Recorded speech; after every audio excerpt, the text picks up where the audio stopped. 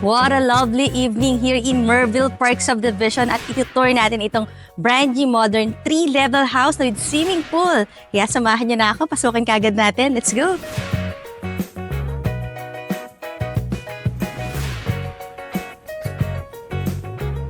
Ang lot area ng property na to ay 306 square meters.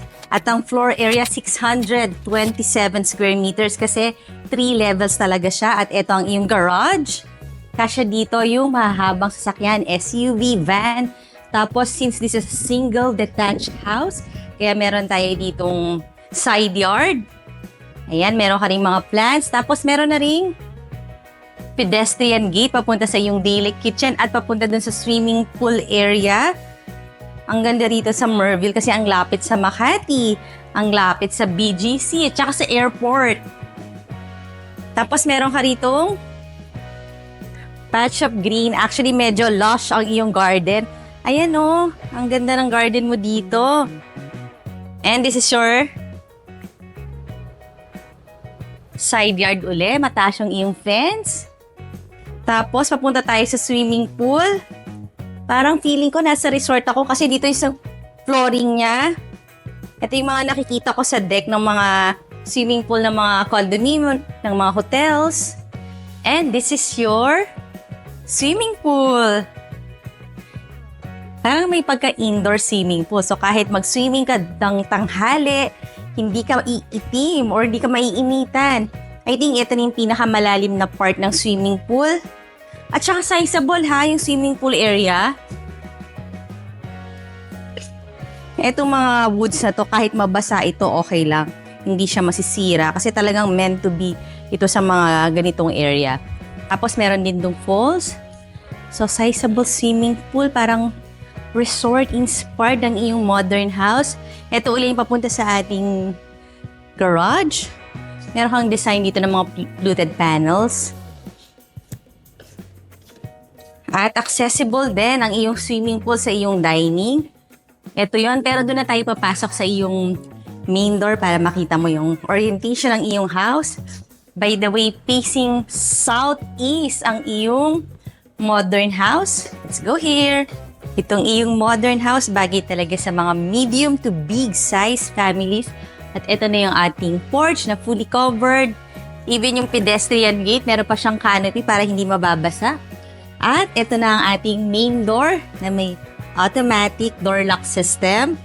Bago ko nga ipakita ang iyong future house, request ko rin na i-click mo na yung subscribe button ng ating channel na Home Search Philippines para updated ka lagi sa mga videos ng magagandang bahay. Pasok na tayo! Welcome to your 3-story modern house na mala resort-inspired ang dating at open layout siya. Pero pag tingin ko dito, may double height ceiling. Maliwanag dito during daytime kasi meron kang mga glass walls sa mga tempered glass. So maluwag yung living area, living and dining area. Tapos dito sa side na to may mga additional lighting dahil nga sa mga glass na to. Nagbibigay din ng modern feel at napakaluwag nitong area. So, pwede kang maglagay ng L-shape na sofa or kung kailangan mo ng interior decorator, pwede mo rin akong tawagan kasi meron akong friend na interior designer na pwedeng tumulong para pagmukhain talagang magazine tong looks ng iyong brand new house. At ito na ang iyong dining area. Kasya naman dito kahit mga 10-seater up to 12-seater dining set dahil maluwag naman siya at meron pang ceiling fan. And this is your kitchen. Ayan, oh, meron kang double sink, movable faucet. So, open kitchen din siya. Matataas ang iyong mga cupboards na mga soft close. Tapos, dito ka maglalagay ng iyong range. Dito naman yung refrigerator. May mga screens na rin ang iyong sliding door. At eto, nakitang-kita na kagad natin ang iyong... Ang ganda ng size ng swimming pool. Para siyang hindi regular yung shape. Pero nice. At meron pa yung falls. And punta naman tayo dito sa side na to ng iyong house. Meron ka pang mga food pantries dito. Ito naman, dito nakalagay yung iyong circuit breaker. Tapos, this leads to another kitchen. Ito na yung pinaka-daily kitchen. Ayan siya. Mahaba, ha? And door here, papunta naman sa iyong side yard. Ito yung uli papunta sa iyong swimming pool. Nandun naman yung helper's room. Actually, nandun yung helper ngayon, kaya papasok na kagad tayo uli. At syempre, meron tayong holder room under the stairs para naman na-utilize yung mga ganitong spaces. Modern look. Tapos, meron pa ritong extra storage. Ayan.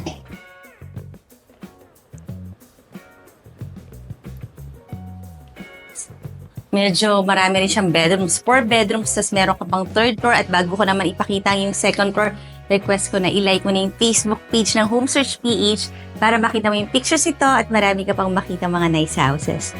Kaya tayo, ito mga tempered glass. Kung gusto mong makita yung price and full details ng bahay na to, check mo lang sa description box below the video. At syempre, nandito yung number ko sa screen, kaya pwede mo na akong tawagan agad para mag-viewing na tayo sa iyong modern house. Ito ang malawak mong family area dito sa iyong 2nd floor. At nag-open siya dito sa balcony. Tempered glass. Tapos kita natin dito ang iyong swimming pool. Mahaba siya. Parang marami ako nakikitang lights doon kasi kita ko na yung Makati area. Tapos, meron din siguro dong papunta sa airport. Pero hindi naman ito yung talagang daanan ng airplane. So, safe naman dito at syempre hindi maingay. Nandito yung 3 bedrooms. Tapos yung nakita natin doon yung master bedroom. Pero unahin natin itong mga regular rooms.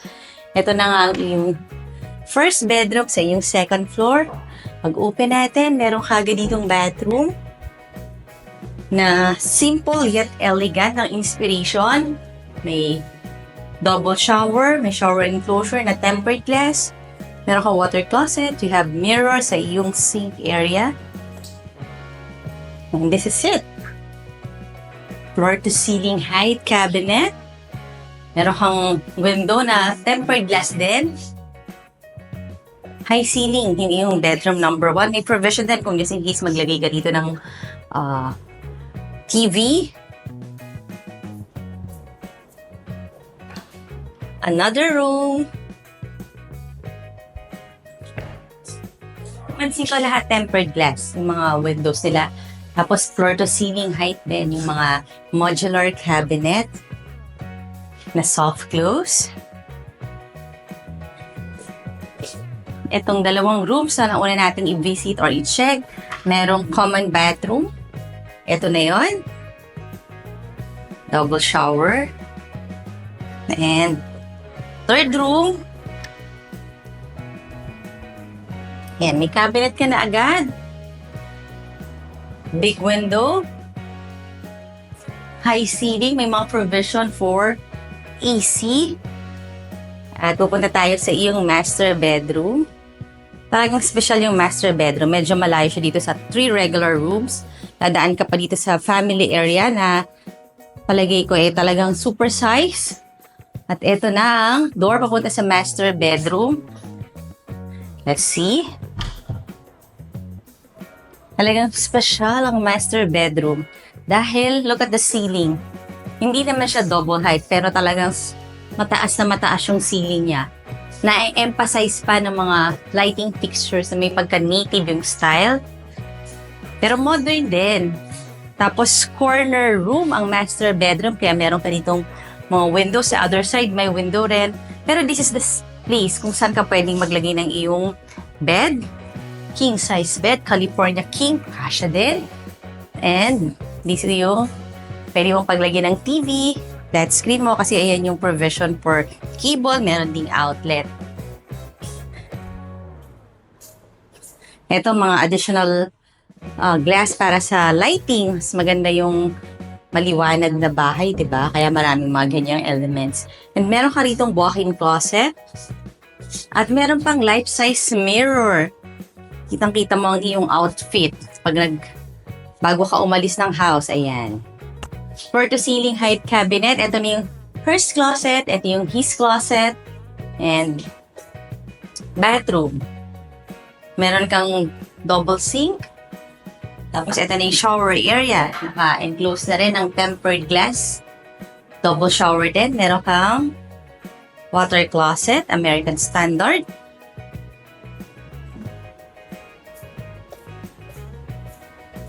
Kita nyo, magandang master bedroom. At syempre meron tong third floor. Ito nga yung isa sa mga magandang feature ng bahay na to kasi may third floor pa. Muna natin yung lights. Ayan. Akit na tayo dito sa yung third floor. Let's go.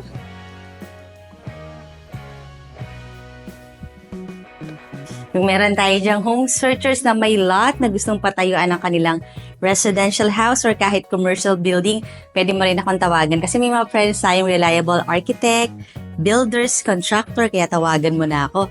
At nakita mo ba kung gaano kalaki itong third floor? So big. Paano ba natin? Ano bang magagawa dito sa space na to? I think ito yung pwede mong gawing family area kasi naglagay sila ng provision for TV. May cable din, may outlet, so pwedeng TV area din to. Tapos meron ka rin ditong window para during daytime maliwanag sa yung third floor. I think this is just a storage na nakalock. Tapos ito, pwede mo siyang gawing I think play area. Pwede kang maglagay dito ng billiards, ng mga, ano ba bang mga pwede nating ilagay dito. Pwede rin gym, diba? Kung mahilig ka mag-gym, pwede itong space na to as your gym or hobby room. Kasi talagang sobrang laki niya, super size. Tapos marami ka rin mga bintana. So during daytime, maliwanag dito sa third floor mo. Tapos meron pa tong isang room. So parang total of 5 bedrooms plus maid's room ang iyong house. Ito na yung fifth room na medyo sizable. Malaki siya. Meron na siyang cabinet ng mga modular type, soft close. Meron siyang window, provision for AC. Yan yung ating mga outlet. Tapos, tempered glass. Meron siyang sariling bathroom. Ito na rin yung pinaka-common bathroom para dito sa third floor. Ayan siya. May shower naman. So, okay naman tong ating room. Bathroom. Double shower. Na, diba? Ang ganda ng house mo. Kaya kung big family ka, sigurado ma-appreciate mo to. Yung may mga anak na 3 hanggang 5. Bagay na bagay sa inyo to. At plus pa, itong balcony dito sa iyong third floor na malaki rin talagang na-appreciate natin yung malalaking balcony. Kita ko na nga rito yung sa Makati skyline. Kasi mataas rin naman tayo. Tapos kita ko rito yung skyway. At kita ko rin dito yung airplane. That's the advantage na medyo matangkad ang iyong bahay. Kita mo yung mga ibang buildings dyan. So, big size. Tapos mga tempered glass naman ito. Tapos itong wall, nice din. This is adobe. Ito yung kanyang design dito sa iyong balcony. Which is nice. Nasok tayo ulit. Home searchers, ano bang masasabi mo sa iyong future house? Lagay mo na dyan sa comment section. At kung interested ka na dito, tawagan mo lang ako. At syempre, request ko rin na i-like mo na yung subscribe button ng ating channel na Home Search Philippines. And I will see you on the next video.